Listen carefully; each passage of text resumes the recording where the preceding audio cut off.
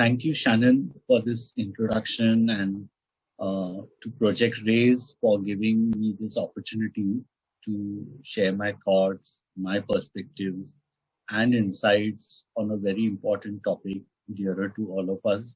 So I will show certain slides while expressing my thoughts. So as told by Shannon, that anytime if anyone wants to add a comment, share some experience or an anecdote, please feel free to intervene whenever you feel. And even the questions, if you have on the chat box, you can write anytime, just as while I'm talking and your thoughts are being processed. So I'll just have a share screen.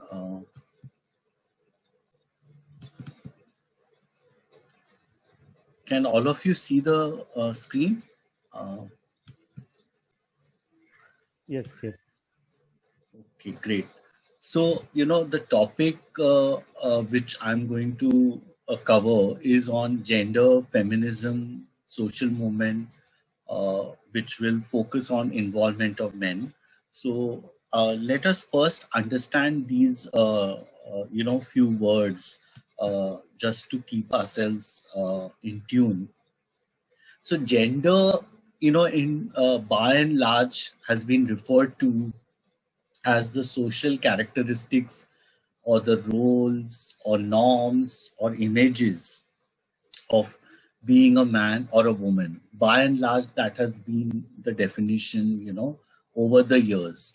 But as some of you know and would agree, that today there is a paradigm shift in the definition, the way it is being looked world over, not just in terms of binaries, either this or that, when we say about men should be like this, or men should not be the other way, or a woman should be like this or not the other way. So, binaries are in many sense of the term. So, today, not just in terms of a cis heterosexual male or a cis heterosexual woman is the term gender referred to, but it's referring to a permutations and combinations of a wide range of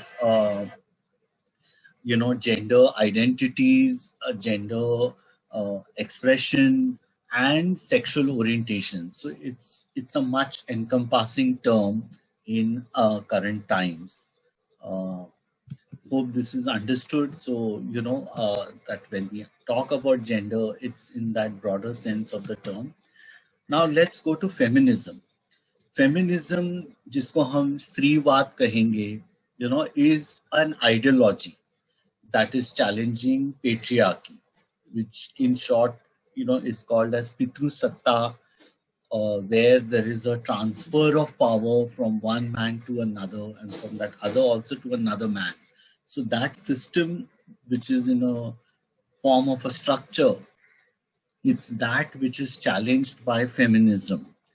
And, over the years, I mean, we look at feminism or, as where women's perspective, up till now, being a male-dominated world, always things have been looked from the man's viewpoint. But we are saying women's perspective on everything, what has feminism given, So right from sexuality, gender roles, to population, ideas about what population is and what does, how does the quality of life of people mean by it, to the understanding of development and the concept of development and gender and development, relational and ecology. So you find that at varied levels, you find from everything there is a woman's perspective which is being evolving. And this is through a fine blend of scholarship, of sharing and experience giving, So it's so you have also a women's studies movement, which is a part of the feminist movement.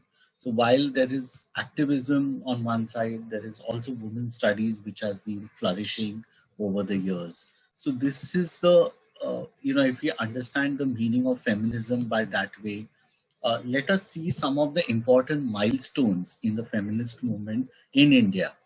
So first is as old as 12th century till the 16th century, you find there was a bhakti movement in India, and in that movement we had saints like Mirabai, Bahinabai, who talked about women's aspiration for personal freedom, for creative urge. So that was, as old as 12th century, 16th century. And then you have in the pre-independence movement era, where, the social reform movement was there in the 19th century, where right from the fight against sati, widow remarriage, or starting of a school for girls, especially disadvantaged girls by Savitribai Phule. Some of you might be knowing that in Maharashtra we had Tarabai Shinde, who had written a book called Stree Purush Tulna, the first of its kind, which criticized upper caste patriarchy. So that book is an important kind of a milestone. Then we had bodies like YWCA, Anjuman-e Islam, who had contributed towards empowerment of girls, when it was a new thing in those times. So that is another thing. And then you find that women's consciousness, women's participation, in terms of the political consciousness, we had the salt satyagraha and several moments in the pre-independence struggle where women have contributed in a big way during that period. So let's move next. So post-independence, you have something called the second wave of feminism in India, which is in a way also the women's rights movement. Now, what was the salient feature of this post-independence thing? That it was largely in the 70s where you saw that educated middle-class women who were actively involved in the various social movements of students, youth, workers, peasants, tribals, Dalits, and the civil liberties. So the distinguishing feature was that it wasn't referred to as the autonomous women's movement, that it had its own standing, unlike the political parties which were there prior to, this wave. So they were completely autonomous, where they had their own thoughts and ideas, talking about it, taking stands on various aspects. Now, what did this post-70s movement touched upon? So let's, so you can see that there were campaigns. Now, when I say the word campaigns, it's in a broader sense of a term. Usually campaign people will refer to a particular campaign for a particular period of 2 weeks or 1 month. But here when I say the campaign, in a broader sense, across the country, there was deliberation, there was debate, there was talking, and there were laws created. So some of you remember in the 70s, Mathura gang rape incident, which had happened in a custodial kind of setting in Chandrapur, where, 2 or 3 policemen, they had raped a tribal girl, and there were allegations put that she was habituated to sex, and so therefore it was a consensual sex and not rape. So this stirred a lot of across the women's movement and a debate on the rape laws, where the antecedents of a woman complainant will not be talked about, while in the process of trial. So dowry deaths were an important happening across Maharashtra and in other parts of the country as well. So there was a big campaign and awareness raising at a mass level, by the women's movement. Divorce laws were changed, especially in Christianity, where, earlier adultery was the only reason for which divorce could be given. But, thanks to activists like Flavia Agnes and others, you found that there was a change in the dowry, in the divorce laws. Then the maternity leave, equal pay, property rights. You had a major battle on anti-alcoholism in several parts of South India, and which later spread to other parts of India as well, which were led by women, and so much so that there was a law brought out, amending the constitutional thing that if a majority of a women pass a resolution that there won't be any liquor shop, then accordingly, then the community will have to abide by that decision of a large number of women. So, these were important landmarks happening or milestones in the history of the women's movement. Then sex selective abortions is a word which activists like me would like to use instead of female feticide or infanticide. So because we believe that a woman has a right to abortion, and in fact it's this movement which really brought that to the fore, that this is the word we should be popularizing, whereas in media and elsewhere the word female feticide is used, but we should be talking about sex selective abortion. So Maharashtra was the first state where we had a PNDT Act, Prenatal Diagnostic Techniques Act, which tried to prevent the illegal determination of fetus by doctors and others.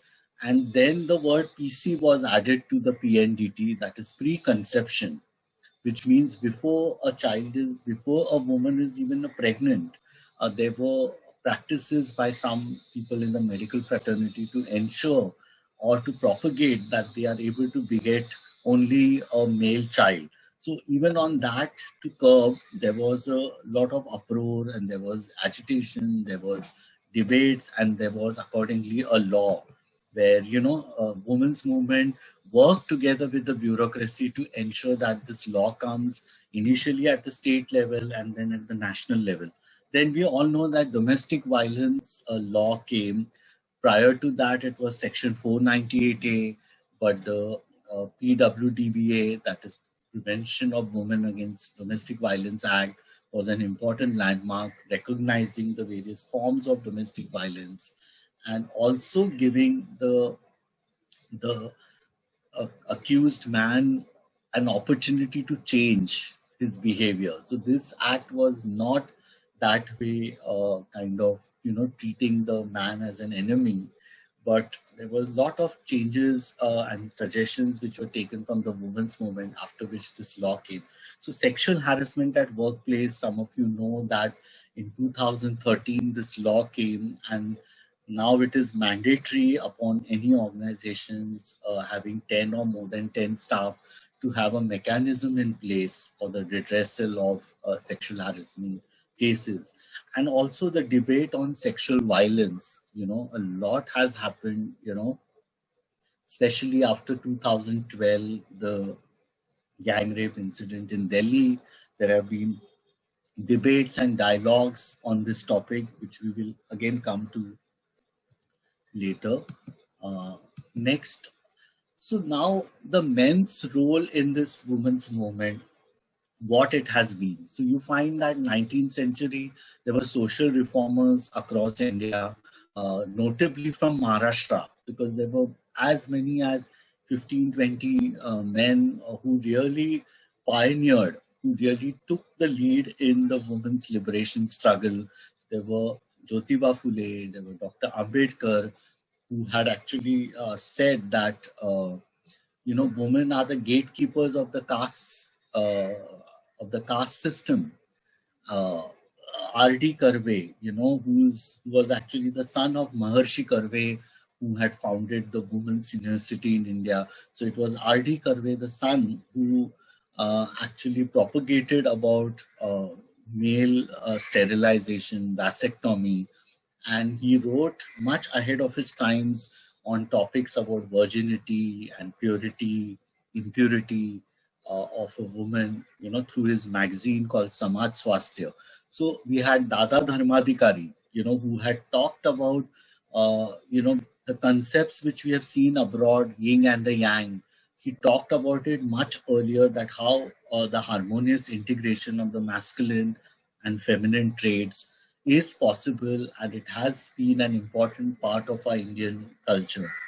We had simultaneously social reformers like Periyar Ramaswamy in South India. We had Rajaram Mohan Roy, who talked about stopping of the practice of sati in East India. We had Ishwar Chandra Vidyasagar, who talked about widow remarriage much ahead of his time. Then another important person we cannot forget is Hamid Dalwai. Today we had talked recently about the triple talaq bill, but it was Hamid Dalwai. So I'm quoted the figures here that as early as 1960s he has talked about it, and he took out a historic march in Mumbai along with a group of women, and thereafter started this organization called Muslim Satyashodhak Mandal in the 70s. So the contribution of the men in the women's liberation struggle has also been a notable and which we have to always take uh, inspiration and from, unlike the women's movement in the West and other places. So in India, already the contribution of men had been an important part. Thereafter, in the 90s and till now, you find that these are four indicators where men's involvement have been seen. Promoting vasectomy, as you know, earlier I talked about R.D. Karve. When vasectomy was not there in India, he went to France and conducted vasectomy and then popularized it, talked about it, the family planning as a method. By and large, the methods have been concentrated on women, but it was this that was being talked by, the Family Planning Association of India and the government's family welfare program, though of course their approaches didn't succeed to the extent vasectomy would have been achieved in India. But nevertheless, that is one way of engaging men which had begun, in India. Accompanying wives at prenatal checkup clinics is another way which was propagated and talked about.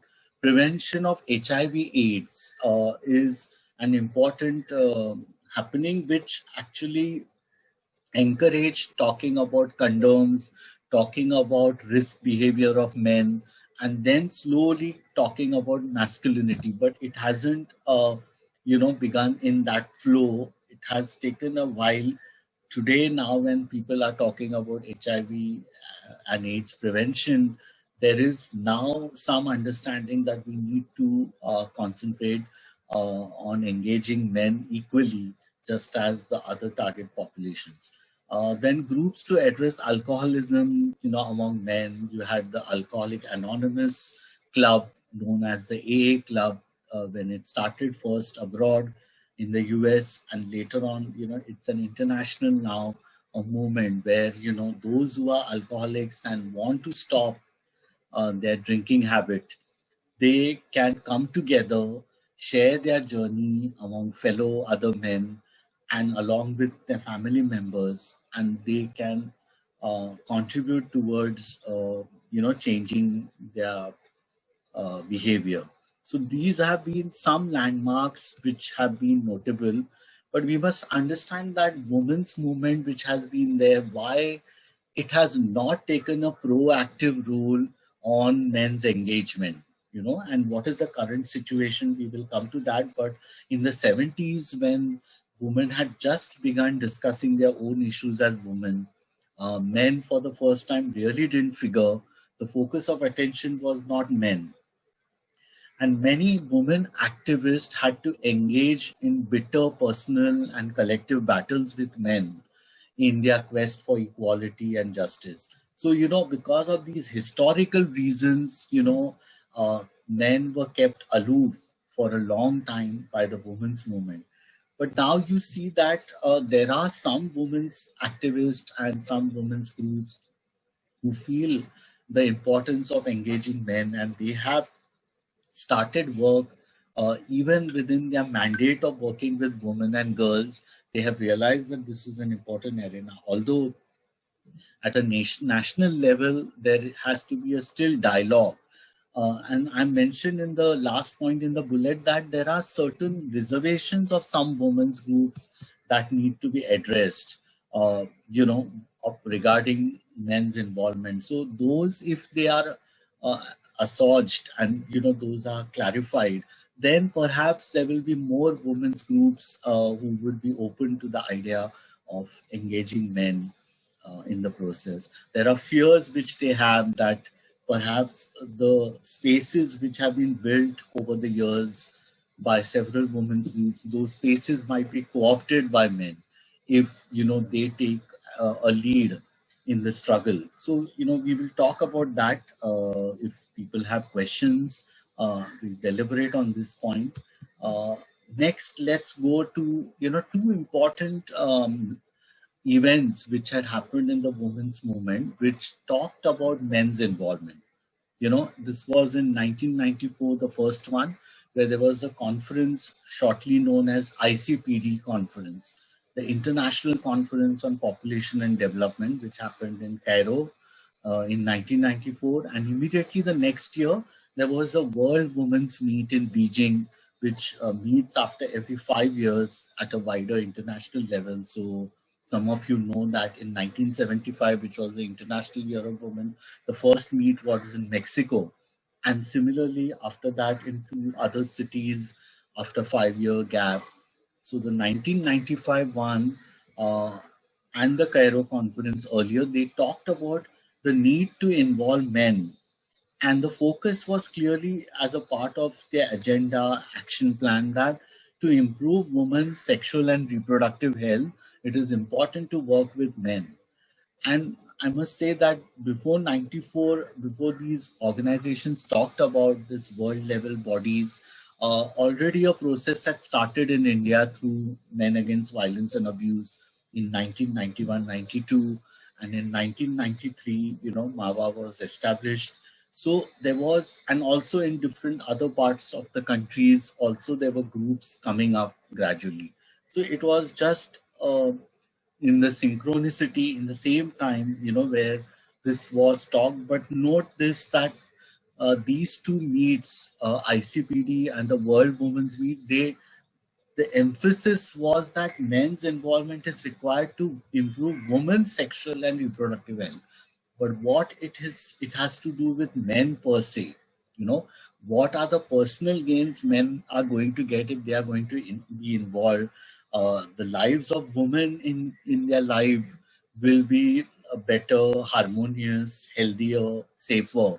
But about men's participation, how it is going to impact their own life wasn't talked about. Now the question is, these two important world level bodies talked about it in 1994. In fact, there are programs happening to celebrate the 25 years of the post Cairo, by the UN bodies and several other people.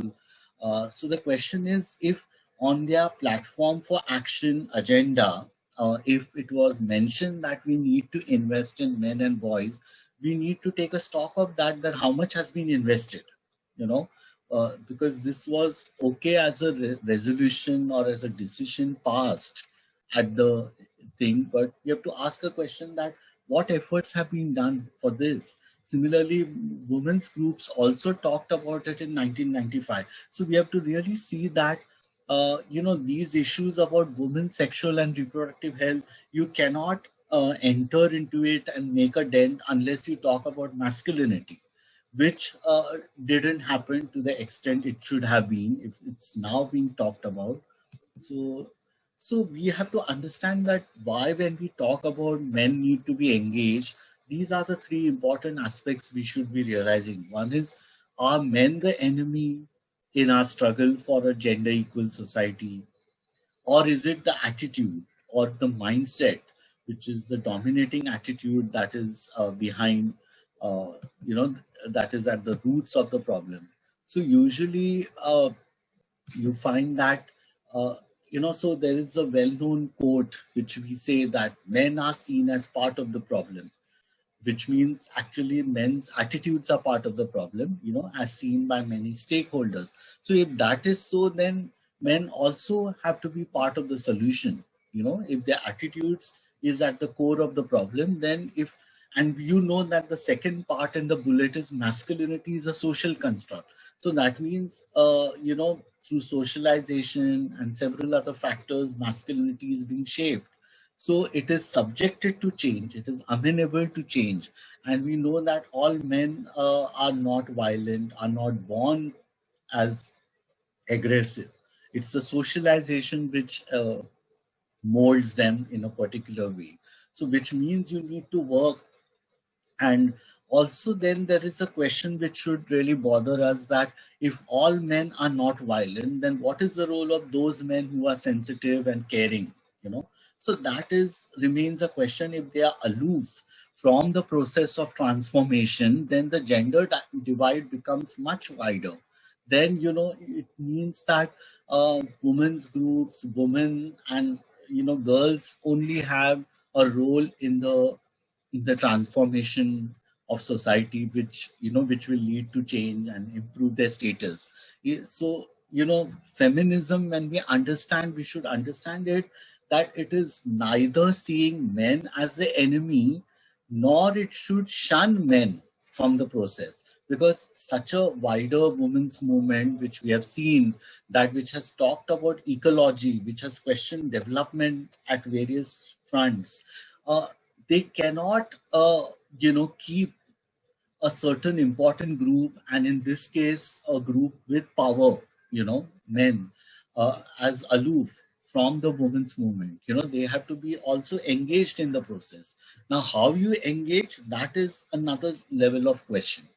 That you need to have spaces which are safer for women. You need to have spaces where men open up and talk about these matters.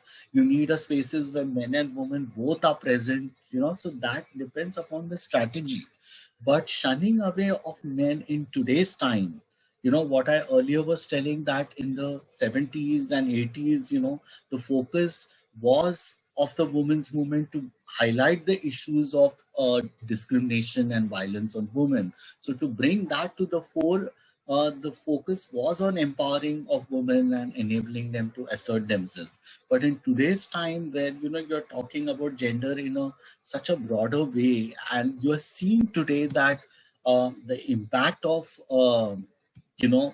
what is happening around is on impressionable young children. It's on impressionable young boys. Men are being shaped. So if you don't invest in men today, the situation is going to be much bleaker in future. And the third point here is equally important here in this slide, that men are in also suffocating molds of patriarchy. That this term of late we have been talking, toxic masculinity, which is one form of masculinity not present in all men, but a form of masculinity which is harmful not just to women, impacting not just women and girls, but it also has harmful effects on men, which we will examine shortly. But for all these reasons, it is equally important to engage with men. And I was just telling that, earlier, pre-independence, post-independence, there were men who were contributing towards liberation of women.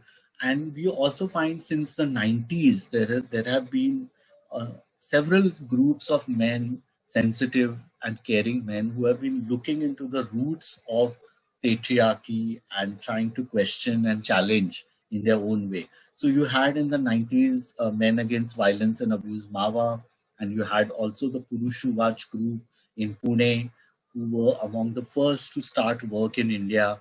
White Ribbon Campaign, some of you might be knowing, by Michael Kaufman, started in Canada. No to Violence in Australia is another group which has been working focusedly on engaging the community at a wider level, including through a telephonic helpline for distressed women. Men Can Stop Rape is another interesting organization in the US, which has started since the 90s, work among men in different settings, Fathers Incorporated. We just had yesterday Father's Day, and observed all over. So you find that there is an organization in Jamaica also which worked specifically on the rights of fathers to custody of children and to child caring and child rearing as an important aspect of their life in shaping their children.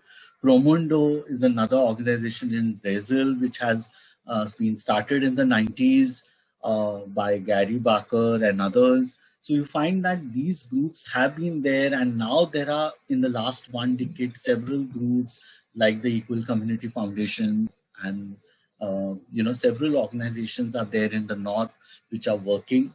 So now let's move to another important aspect on which I want you all to reflect. We are talking about gender and social justice movements. So how are they interconnected? So when the feminist movement started in India, it talked about bonds of sisterhood, and somewhere there was an understanding that the problems of all women were the same.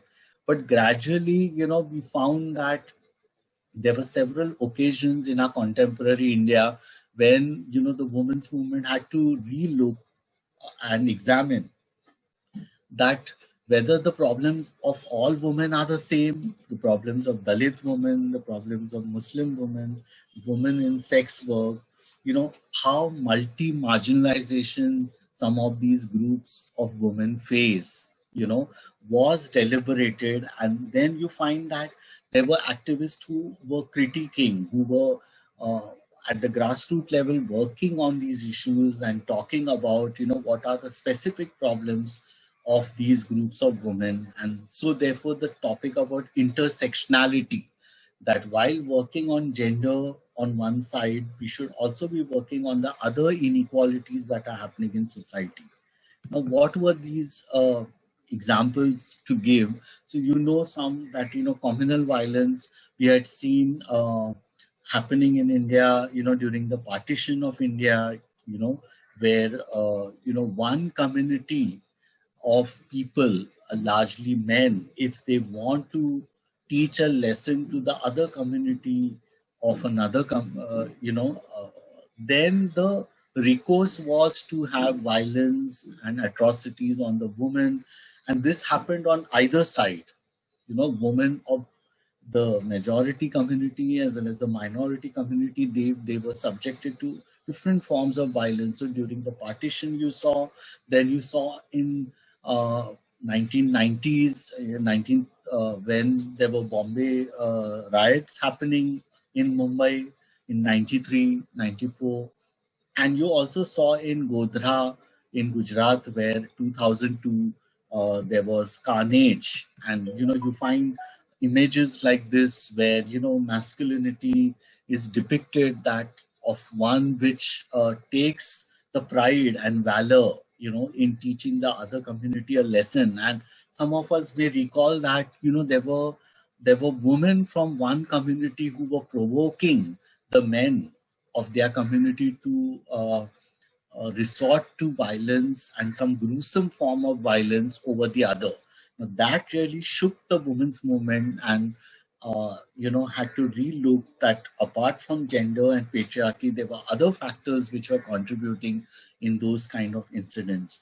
And thereafter you have incidents like violence which are justified in the name of honor.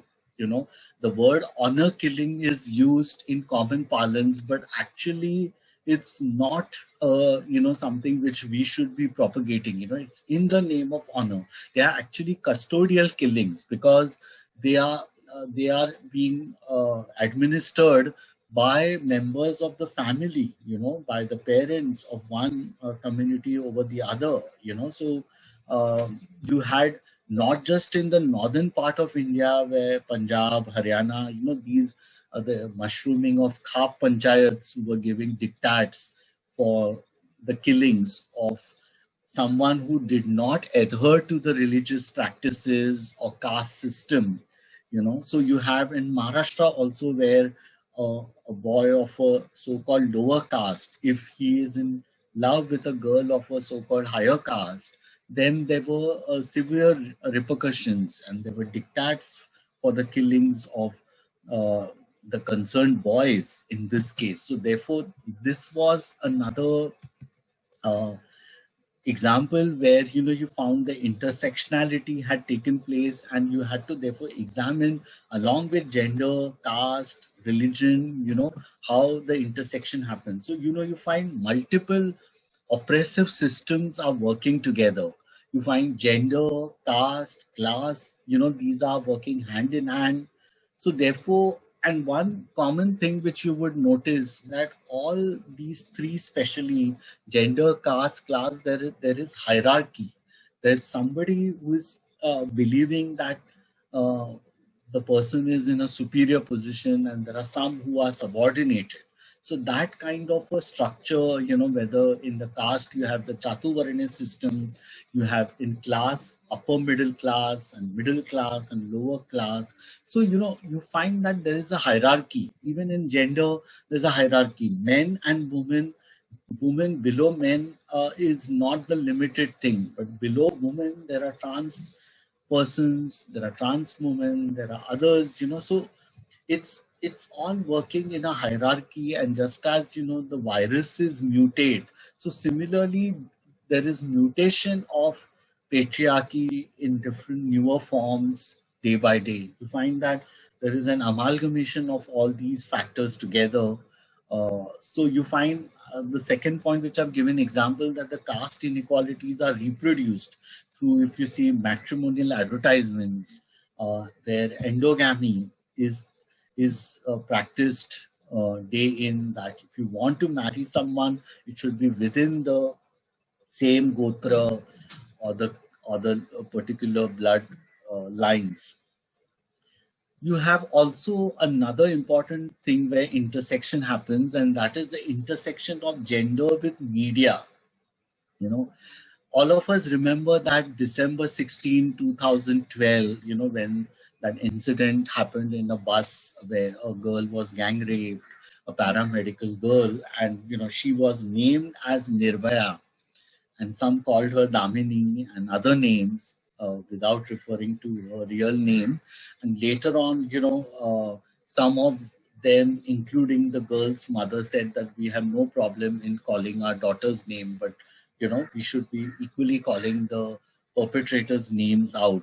But as ethics and principles in journalism, it is a norm. It has been a norm that you should not reveal the names of victims.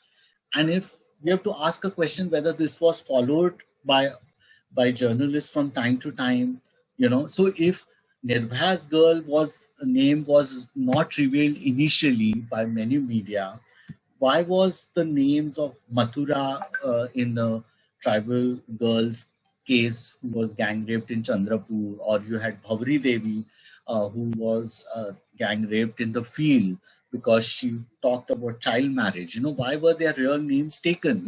So you find that there is a dichotomy, and also the question is about the coverage, the way things are reported. So as much extensive coverage, the 2012 incident of the gang rape was covered.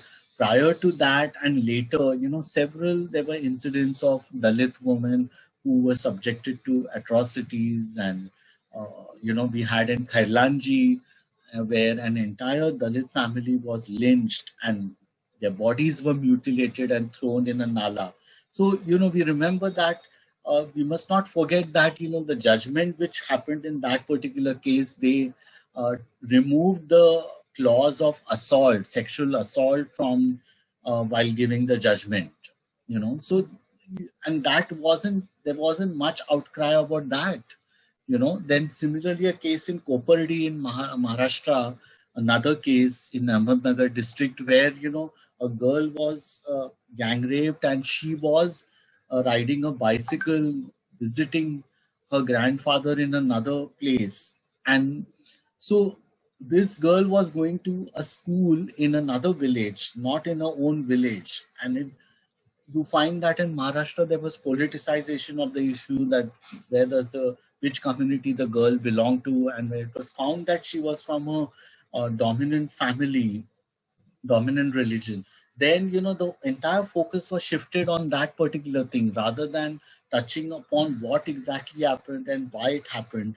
And somewhere in the line, the school in her own village is yet to be built, so that she couldn't have to travel to another village. So those questions remain unresolved, so those were not brought out by the media. So you find that this is another way where the intersectionality, gender works with other social systems and inequalities.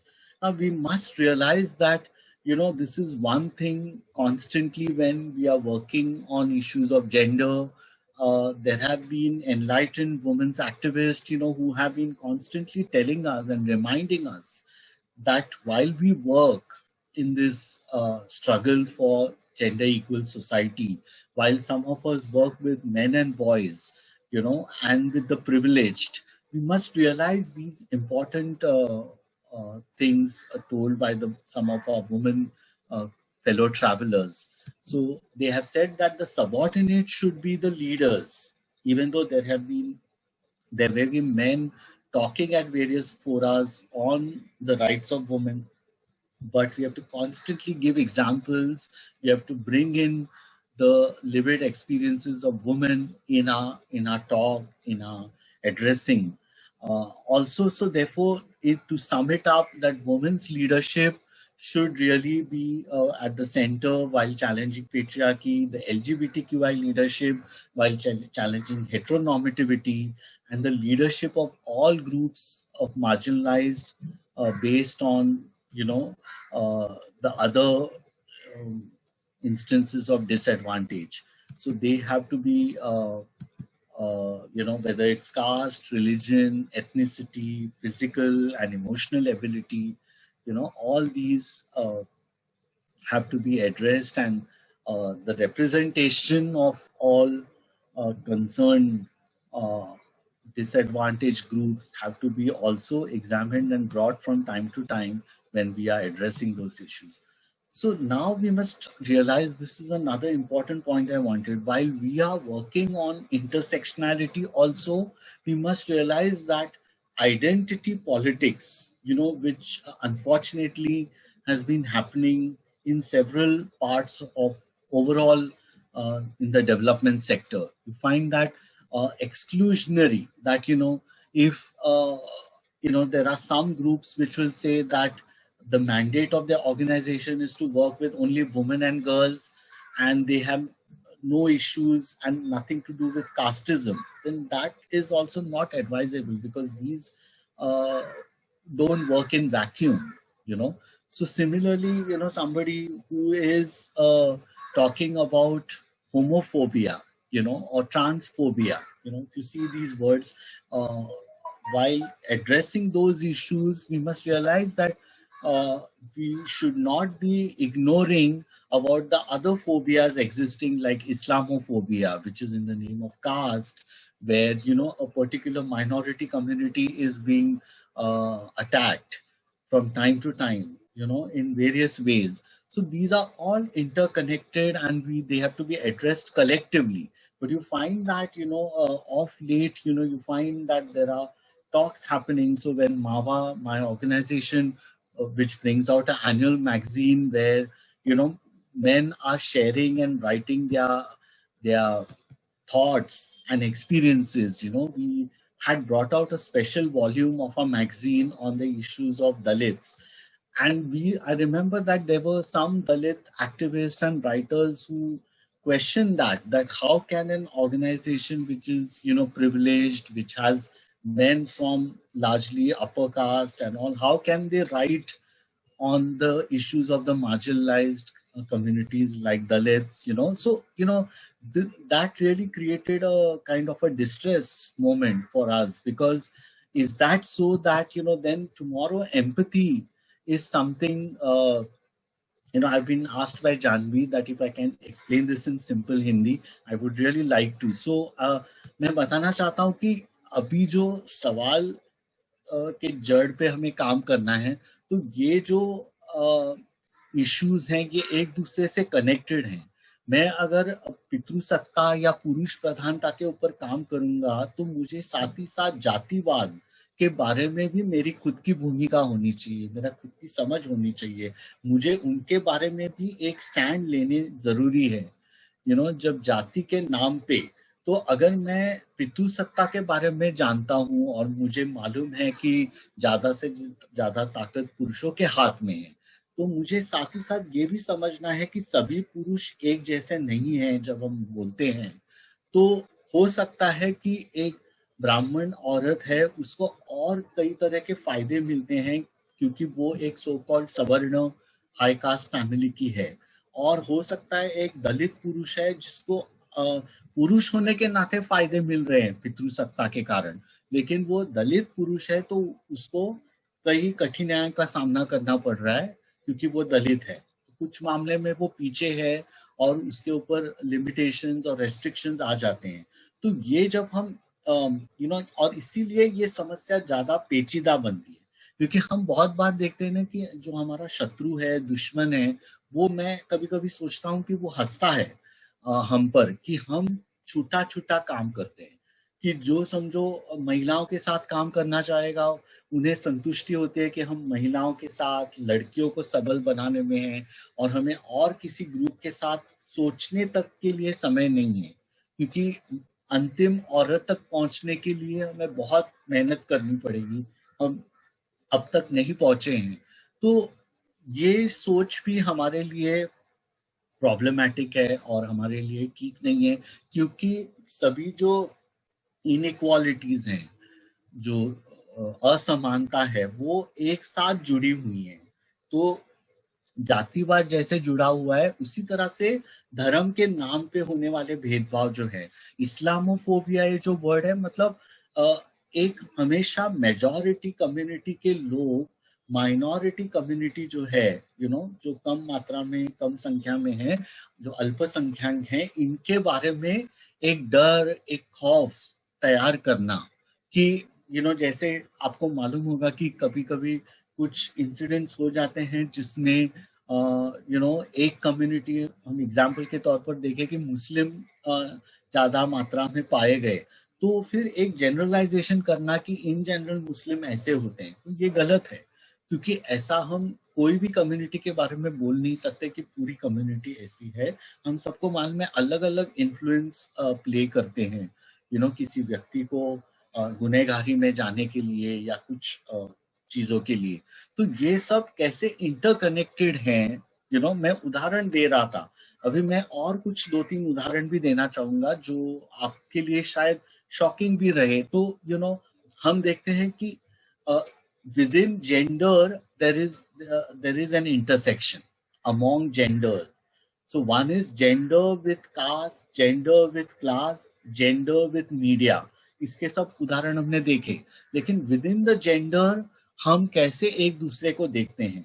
एक gendered व्यक्ति मतलब पुरुष औरतों के बारे में क्या सोचता है, या औरतें पुरुषों के बारे में क्या सोचती हैं, या औरतें ट्रांसजेंडर के बारे में या ट्रांस पर्सन्स के बारे में क्या सोचते हैं, ये भी बहुत इम्पोर्टेंट रहता है। तो कभी कभी हम में से हमारी ही कम्युनिटी के, हमारे ही सोशल वर्क के फील्ड में हम देखते हैं कि ये एक्सक्लूजनरी पॉलिटिक्स खेला जाता है कि एक अगर बुजुर्ग महिला जो महिला आंदोलन से इतने साल से जुड़ी है, जब वो बोलने लगती है कि एक एक सिस पर्सन जो है उसकी जो तकलीफें हैं, सिस वुमन यानी कि एक जो ऐसी वुमन जो अपने आप को औरत मानती है, वो पैदा हुई थी लड़की और अपने आप को वो औरत मानती है और उसे बाद में एक पुरुष के प्रति आकर्षण हो सकता है, या सिस मैन वो होगा जो पैदा हुआ एक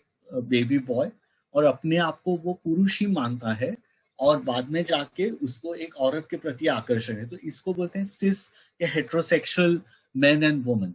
तो एक बहुत ही जानी मानी महिला एक्टिविस्ट है, बुजुर्ग, जिन्होंने रिसेंटली एक कहा था कि एक ट्रांस पर्सन जो है वो एक सिस वुमन के दुख कैसे जानेगा, दर्द और पीड़ा कैसे समझ सकता है।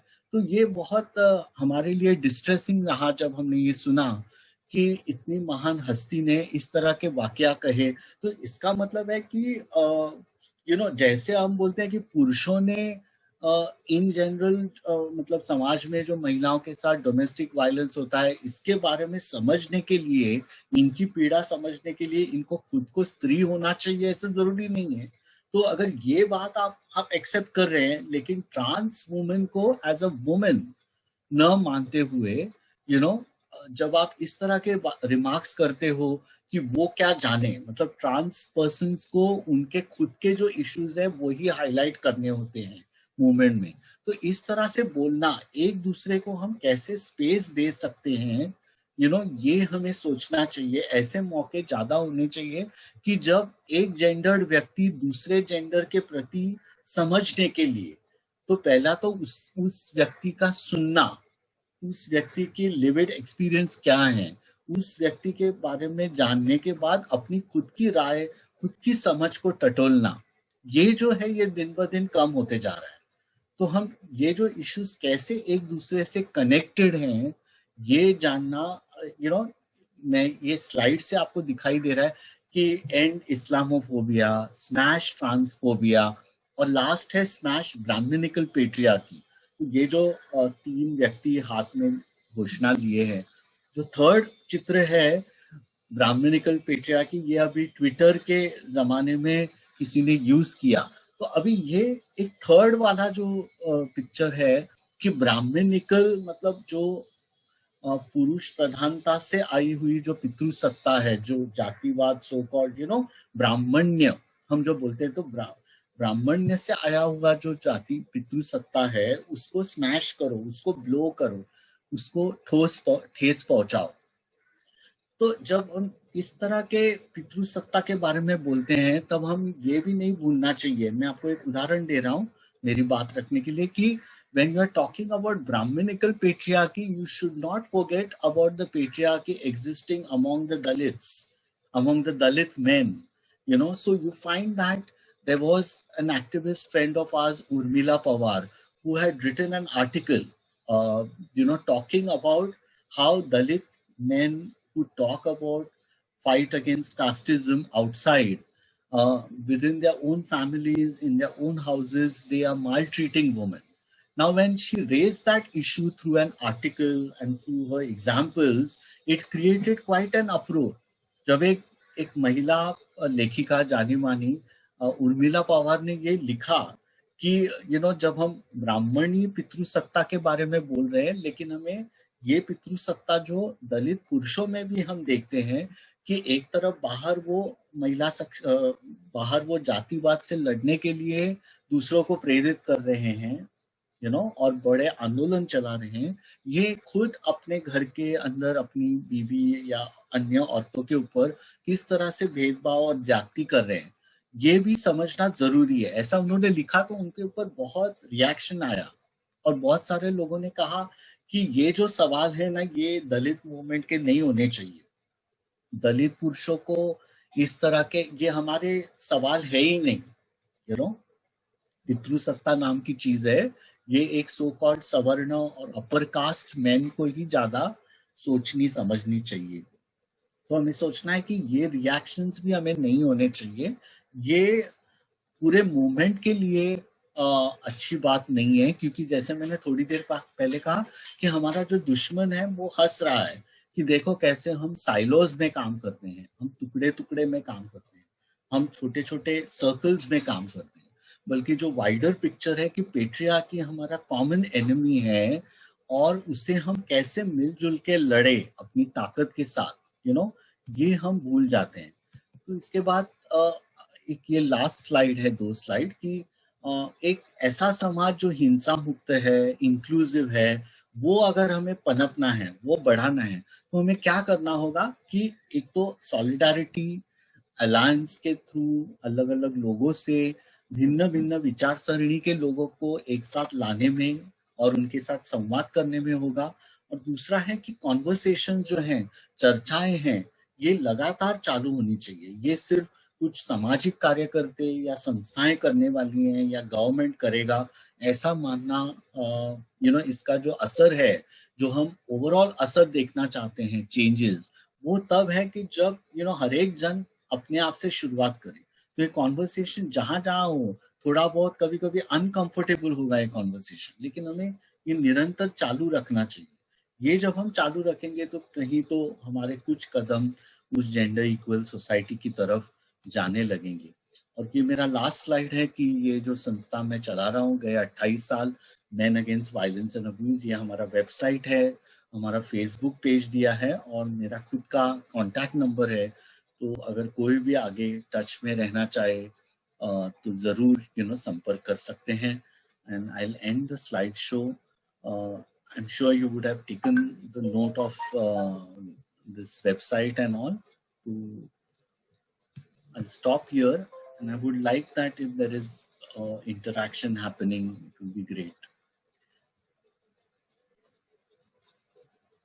So shall we go to some feedback and questions? Yes, thank you, Harish ji. First of all, I'm Suhasini from Equal Community Foundation. And thank you for that session that you took just now. And I'm glad you were able to address some of the points in Hindi as well, so that we could cater to all of our participants. And so far, we've had one more question that's come in the initial bit of the session, which I'll just quickly read out. This is from Amita Arya, who says, men are usually not open while participating in women platforms. They become defensive, which is counterproductive. However, with my experience of working with younger adolescent boys, 10 to 19 years, I feel this should be the first step. What are your views? So, Amita, you have rightly shared your experience. And I think this is what we must realize, that, in our struggle for equality, when we want to include men and boys, you will have to start with a reference point where, where they are already existing. If that is negative, you will have to start with that. So, you I think in the discussion, we have Anand Chitravanshi from Lucknow. I mean, when he started work with the younger boys, prior to that, he was working with a large number of women and girls. But when he started, the response was similar what you have expressed here, that, they became very defensive. They were not willing to accept that there are lots of discrimination happening on women. They try to, as you said, defensive. They use the rationalization principle, that what aboutery, kind of thing, that what about this, a woman is an enemy of another woman and all that. So you will get that kind of reactions initially. And the more you will engage them, I'll give you one example from my side, that, we all talk about verbal abuse as the commonest manifestation of violence against women. But the question is, how much do we really engage men, and especially youngsters, in this, So, if you want to address verbal abuse, you will have to start where they are currently coming from, So, we do an exercise, some of our activists, which is called as the body mapping exercise, where you make young boys or participants to draw the male anatomy using chalk on a floor as a group, and another group will draw the female anatomy and list down the parts of each, in the colloquial language, in the language in which they know. So you find that there are multiple words used for the genitals of a woman in the second visual made by the participants. So those are colloquial words, and you have created an environment where they are openly talking about something which is in a hushed, soft corner, which is not talked about widely, which is not deliberated widely. So that is probably the first step. You have to break the ice, to enable them to reflect that these words are, female genital parts. And if you respect your own woman in your life, including your mother and sister, then calling the bad words in the name of these is also disrespecting your own sister. So I think you will gradually take the conversation to the next level only after you have started with where they are. So, this is one thing that I've been telling, that, you need to have a lot of patience and perseverance while working with men and boys. And for that, you should always, I've been propagating that, large number of women can talk about these issues comfortably with any target group of male. But for the men to feel comfortable and a safe space, you will equally have to invest in having a pool of male facilitators.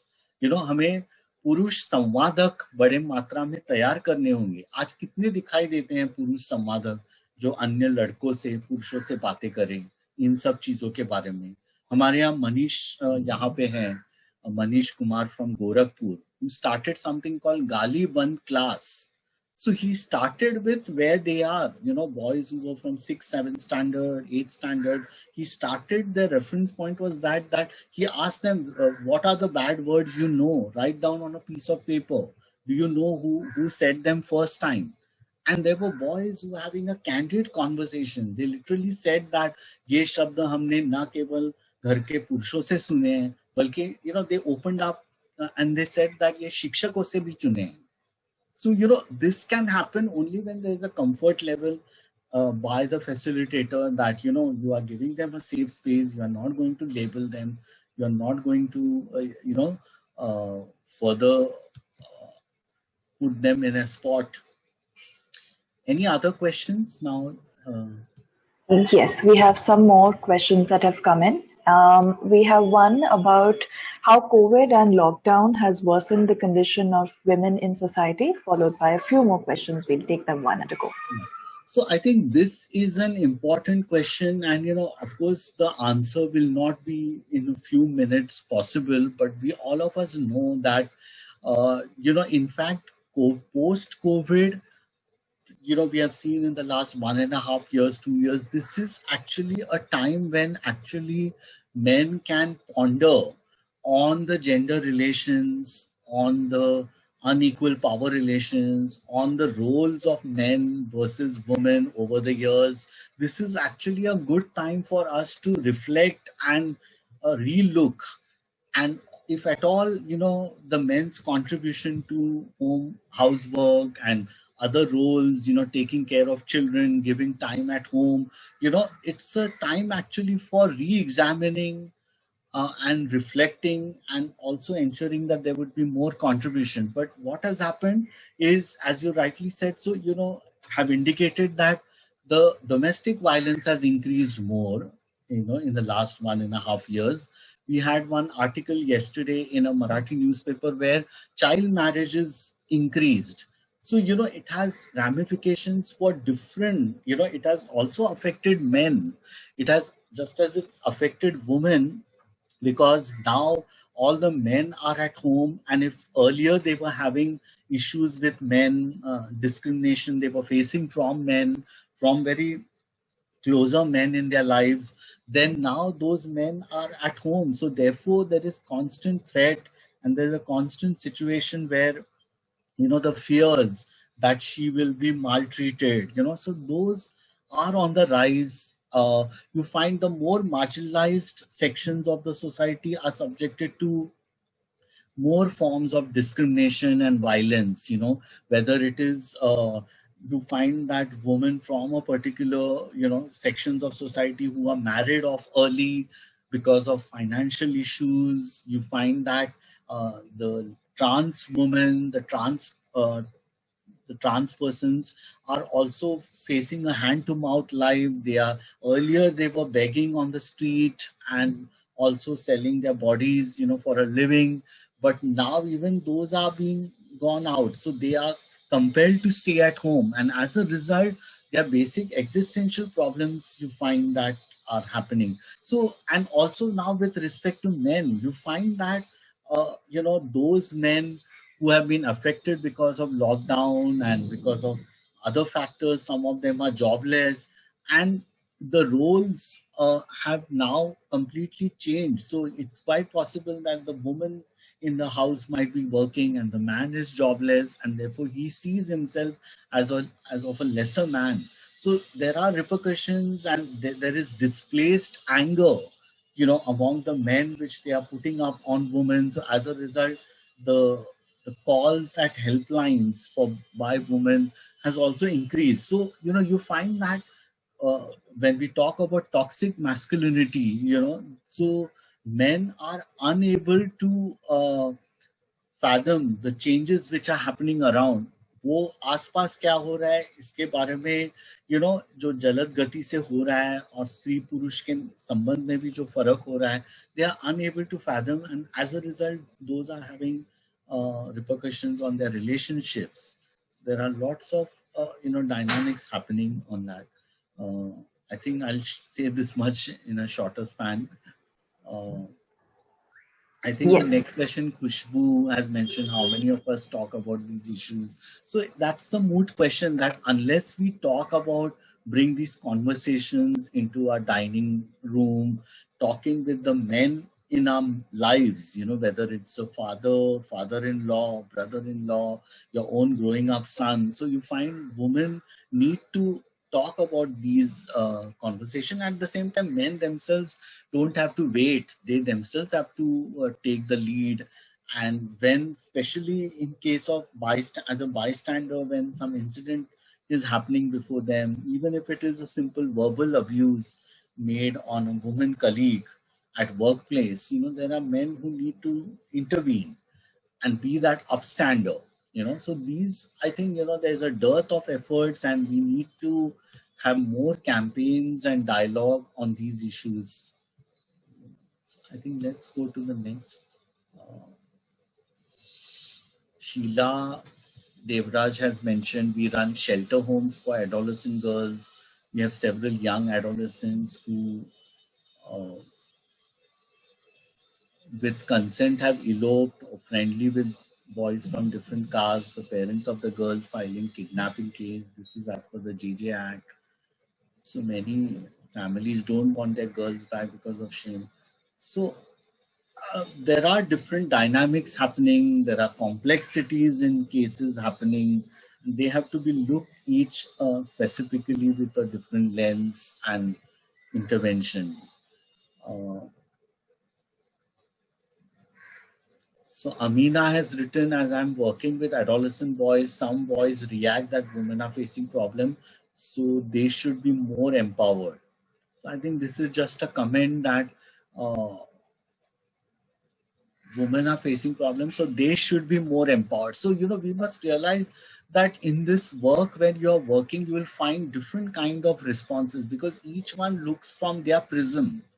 There are activists who would say that the real work lies working with only women and girls, even though you might work with men and boys. Now, the question is, who will decide that this should be a priority and this should be less equal priority, So if we are seeing that in the last 30 to 40 years, if the focus of all the stakeholders, many stakeholders, has been only working with women and girls, we are seeing the results today that men feel threatened, insecure. Young boys don't know, they are suffocating in the molds, they are suppressed, their sexuality is repressed, suppressed, and this is taking a completely different toll, So I find that the question is, shouldn't such boys also be empowered? So the word empower, in what sense you see, it will all depend, I mean, the oppressed, as again I repeat from the earlier slide, that they will be at the forefront of the struggle. But it doesn't mean that the so-called oppressor has no role. Will that role of oppressor remain oppressor only throughout, or should it also lead to transformation? So that's the question. And, so I think they are all interconnected. Achia Begum has written, what is your viewpoint on biological difference between man and woman, based on which women are called weak or inferior? So I think this is also, Achia, we must remember that, what is called as biological essentialism. तो बहुत बार हमें इस तरह के argument मिलेंगे, कई बार महिलाओं द्वारा ही, कि आप देखिए औरत को और मर्द को, औरत तो पैदाइशी ही कमजोर है, या अभी संशोधन भी हो रहा है, कुछ लोग बताएंगे कि जीन्स में कुछ है कि जिससे महिला पैदाइशी ताकत उनकी कम होती है, इस तरह के आर्ग्यूमेंट्स वो करेंगे।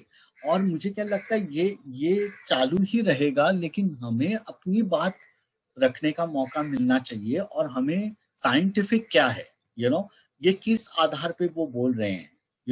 जो औरत समझो 9 महीने अपने बच्चे को पेट में रख सकती है, कठिन स्थितियों के झेलते हुए, तो वो कैसे कम ताकतवर होगी। या एक जो हम देखेंगे कि चाइल्ड सेक्स रेशियो के बारे में भी जब बात करते हैं, लाइक मेल टू फीमेल, तो एक्सपर्ट्स बताते हैं कि that the resilience power in a born girl, baby girl, is more compared to a baby boy. So you find that uh, in a particular time of a period, like in countries like India and even many other countries, you find that baby boys dying prematurely after being born is more than baby girls. Why is it so? Because nature gives birth to more number of weaker baby boys. Now that is something which some may argue and all. So ये हमारे सामने बहुत सारे चीजें हैं जिससे हम argue कर सकते हैं, अपनी बात रख सकते हैं कि बहुत बार हमें बोलेंगे ही कि, तो हमें उदाहरण देना चाहिए। और एक कन्नम मल्लेश्वरी का, वो कैसे जीती, इतनी बड़ी स्पोर्ट्स पर्सन बनी जिसने बहुत सारे अवार्ड्स जिताए, तो लोग फिर बोलेंगे कि उसे स्पोर्ट्स में भाग लेने के लिए मौका दिया गया। तो सवाल फिर वही है कि मौका क्या है। अगर वो मौका लड़के को भी मिले तो वो भी तंदुरुस्त और फुर्तीला होगा, और वही मौका लड़की को भी मिले तो वो भी जा सकती है और अपना स्पोर्ट्स में, हेल्थ में एक नाम कमा सकती है। तो मुझे क्या लगता है, ये कुछ आर्ग्यूमेंट्स हैं वो बार बार आते रहेंगे और हमें अपनी राय हमेशा रखनी चाहिए। हम बहुत बार कभी कभी क्या करते हैं, रिस्पॉन्ड नहीं करते बिफिटिंगली, तो हमारे ना कहने से, हमारे कुछ ना बोलने से सामने वाले को फिर और मौका मिलता है उसकी बात बनाए रखने के लिए। पूर्वी ने लिखा है कि women are biological being that is result of socialisation. Girls are socialized from childhood that they are not strong enough and they need to be protected. But the difference in biology and anatomy doesn't indicate strength. Also, how strength is defined needs to be thought through. मतलब emotional strength नाम की चीज है, वो पुरुषों में नहीं होनी चाहिए क्या? अगर आप जनरलाइजेशन करोगे स्टीरियोटाइप कि महिलाएं ही ज्यादा इमोशनली स्ट्रांग होती हैं, तो वो भी गलत है, क्योंकि पुरुष भी इमोशनली स्ट्रांग हो सकते हैं, होने चाहिए। तो हम बहुत बार इस तरह के स्टीरियोटाइप से हमें जूझना पड़ता है। So Abhilasha has asked, taking out a thread from the concept of patriarchal society, can you suggest how to deal with the upper society men who are also highly educated, nonetheless believe in dominance, thereby suppressing the thoughts of the young children and ladies? So I think, we have to learn from the masters of our heritage. I gave in my presentation examples of Mahatma Jyotiba Phule, Dr. Ambedkar, who did not work for one particular section of the society.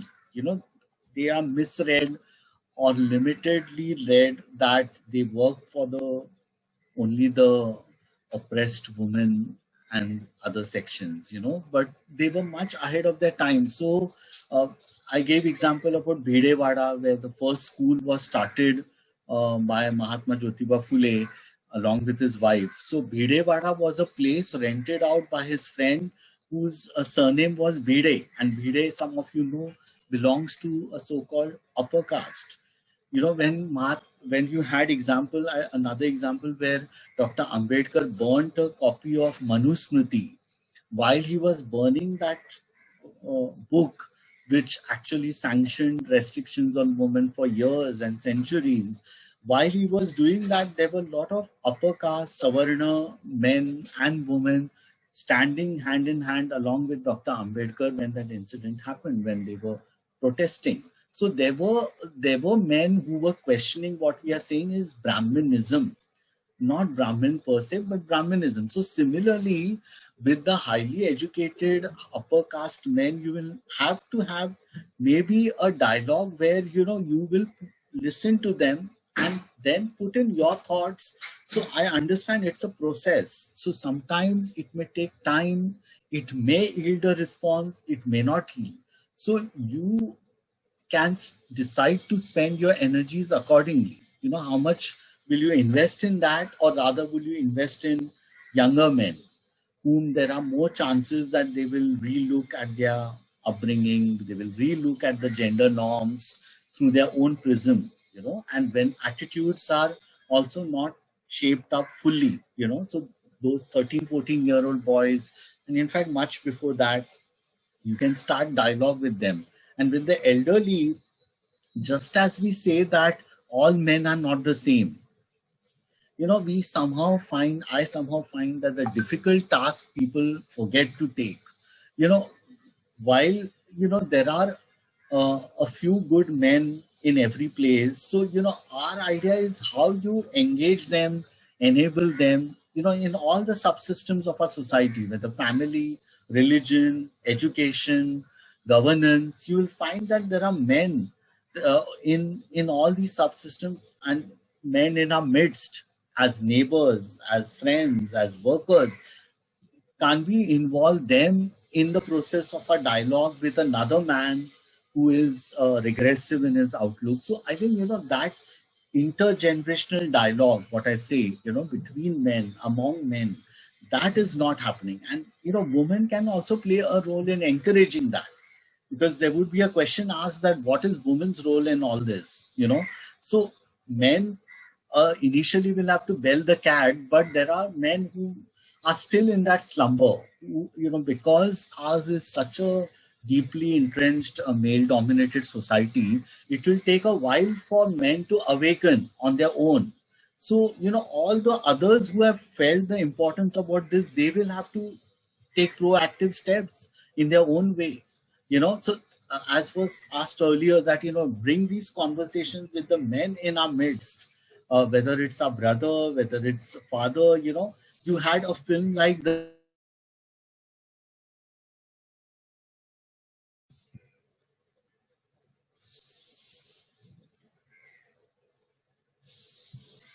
Hello.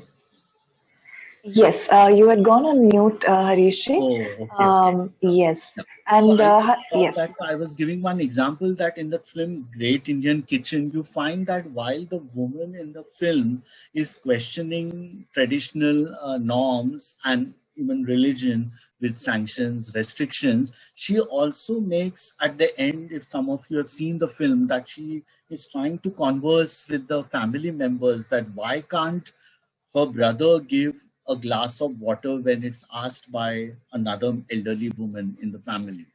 So at least that ice is broken, that she's asked that question, which up till now she had not asked. So I think those kind of things where you try to question, because people are used to a status quo, they want the status quo to be maintained, but you have to put the difficult, uh, uncomfortable situation in the others, so that they realize that, somewhere their attitudinal block is coming in the way. Thank you so much, Harish ji. So, with that, I think in the interest of time, if we can conclude with one last question, which was related to what you were talking about earlier. This is from Shannon. This is, if we were to train the youths to have these conversations with younger boys, how should we do it? Yeah, so there are different strategies and approaches one can adopt, for this. So, some of my friends working on education at an early childhood level, they say that between the age of 3 and 6, the gender roles are slowly getting initiated in the minds of a growing up boy or a girl. As young as 3 and 6, they get established. So, you will have to have conversations as parents, as teachers, with those growing up boys in whether at the school place or at home, followed by, what is being taught in school. So, there should be a constant forums, a platform where these growing up boys are asking questions, and the parents are able to answer them, and at the same time encourage the level of equality which is expected later on. So if they have siblings, a boy and a girl, then whether both are allotted responsibilities, and to ensure that they have a wealth of experience, that the boy learns uh, to take a no from the family. So these are all learned behavior. Empathy, for example, is something, a trait which can be built upon. I always say that the respect for a girl's thoughts or respect for a girl's body is not automatic. It's a learned behavior. So if it's a learned behavior, that means right from an early age they have to be inculcated. Empathy, that is imagining yourself in the shoes of others. So I think smaller ways in which the boy realizes his privileges and the entitlement to power, in a simple language. So we have with us here Anand in this talk, Anand Chitravanshi, who says that, younger boys, even though you may not use the word gender equality, patriarchy, but they are very well aware about the mores. They're very well aware about these aspects. So how you bring those conversations in a colloquial language, in a day-to-day language in which they can understand, that is definitely a starting thing. And of course, in schools, there should be debates and dialogues on sexuality education, on consent and other aspects. So this has to be an ongoing, I find somehow that there's a dearth of platforms where, especially younger men and adolescent boys, where they can express themselves, listen to other thoughts. Those are spaces which are shrinking. So I think we can, each one of us, take a proactive role at an individual level and also at a collective level. So we must remember that, and everyone can play a role at either levels, at both the levels. So at individual level, you take a stand. A simple example which I often repeat is, if you get any sexist message on your WhatsApp, or a joke or an offending comment, which is demeaning to women, how many of us will respond befittingly and tell to the sender that I know what you have sent and that is demeaning to women, and henceforth if you send, I will unfriend you. Now this kind of response I don't find, even among girls and women, who say that we talk everything under the sun, but they don't give a befitting response. So I find by they not responding, the message is going is of normalization, that it is all right, to send such messages, that it is all right to rate women as per their appearances. And when some incidents like the boys' locker room happens, then people awaken and then they, there's some murmur happening. So, continuously how you and I can engage and we are in the discourse, involving men in our midst is something which we have to do proactively, which hasn't happened. So I think these are small steps which everyone can do, irrespective, where you are. You need not be an activist. You need not be from an NGO alone. At your own individual level, you can start these small steps. Thank you, Harish. That's a wonderful way to end and conclude this session with some very small and simple steps that we can take. I think all of us somewhere find it difficult to sort of engage in these very uncomfortable conversations, especially when it happens with our own near and dear ones. So I think those are very helpful suggestions that we need to reflect on as well. And the next time that I get forward that is sexist and demeaning, I'm sure I'm going to make it a point to have a dialogue right then and there. So thank you so much for that. And Harish ji has shared his contact information with us, and MAVA has a very active Facebook page as well. So I would encourage all of you to please check out their page, and we can also continue conversations on that page as well as the Project Race page. So thank you so much. With that, I would like to invite Abhishek ji. I just wanted to make a small appeal, if it's all right. Sure, please. Links I'm sharing, which are for reading purpose. There are some. I'm just quickly sharing this so that people can.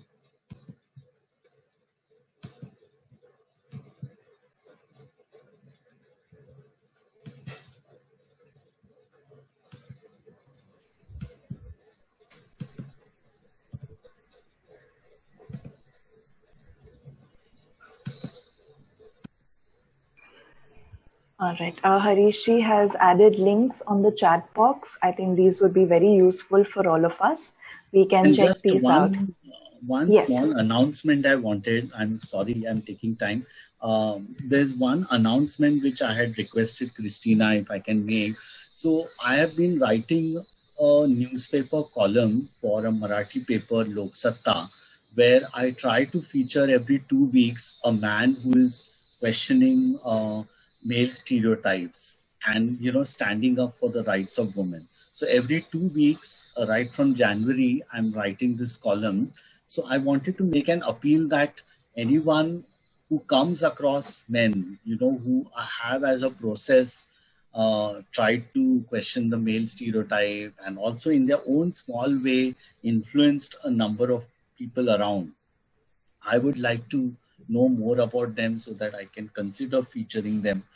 So please feel free to contact me and recommend anywhere across India, such men. That's my appeal. Thank you. Thank you. Thank you so much, Harish ji. And I'm sure we'll be able to reach out to you with more stories as well. And with that, I would like to hand over to Abhishek ji from BJUP, who would like to give the thank you note for today's session. Please go ahead, Abhishek ji. Thank you, Harish ji. It was very impressive speech. I am Abhishek Bhartiya from Bharatiya Janata Utthana Parishad, Bihar. Taking this opportunity to thank all of you are participating and organizing this webinar. I am associated with the esteemed organization ECF and with their project RAGE since last 4 to 5 years as a partner organization. In this webinar, Harish Sadani ji has explained about gender, feminism and social justice, which was very much exciting and important issues these days. It was a great learning session indeed.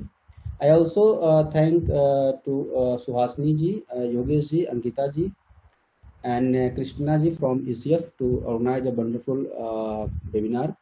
I once again thank you all on behalf of Project RAGE for attending this important learning session and sparing your vital time for this. I hope you all will also spare the stipulated time to join this webinar fixed for tomorrow and day after tomorrow again. Thank you. Good day.